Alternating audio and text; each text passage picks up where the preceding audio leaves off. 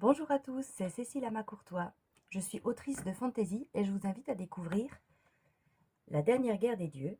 Alors ça, c'est l'intégrale qui vient de sortir, donc c'est un peu un pavé. Et cette intégrale comporte les 4 tomes de la saga d'origine. Donc là, c'est une superbe édition, couverture rigide, avec des illustrations et des cartes. Les 4 tomes sont en format semi-poche. Alors, la dernière guerre des dieux, pardon, elle raconte la fin d'une lutte fratricide entre deux dieux, l'un d'amour et l'autre de chaos. Et elle nous raconte la fin de cette lutte du point de vue des peuples qu'ils ont créés, asservis et plongés dans la guerre. Donc je vais vous donner le résumé du premier tome pour que vous voyez un petit peu dans quel type d'univers vous allez entrer. Donc 1000 ans ont passé depuis les ers noirs, pourtant elle reste une cicatrice que la paix n'a pas totalement effacée. Depuis que l'Unique a exilé Morcorn et ses hordes dans une autre dimension, les peuples de Gaavia reconduisent leur alliance tous les 10 ans, lors de l'Assemblée des Nations chez les Hauts-Elfes.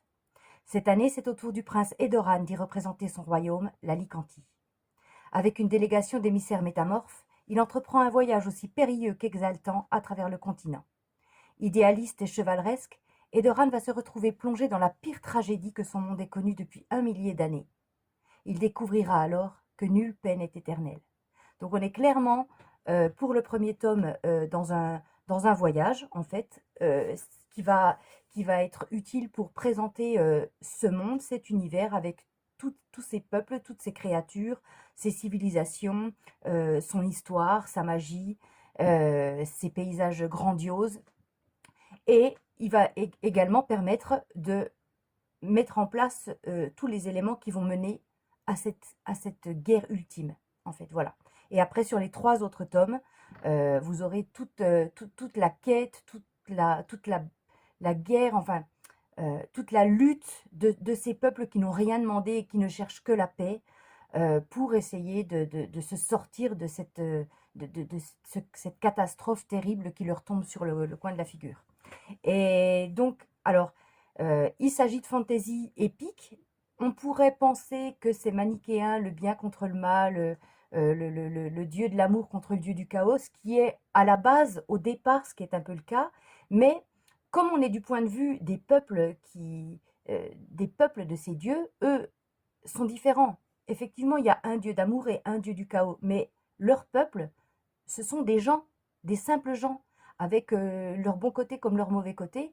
Et donc, ce qu'on va beaucoup, beaucoup retrouver dans cette saga, c'est que tout n'est ni bon ni mauvais, tout n'est pas tout noir ou tout blanc, et que des deux côtés, il y a des bons et des méchants.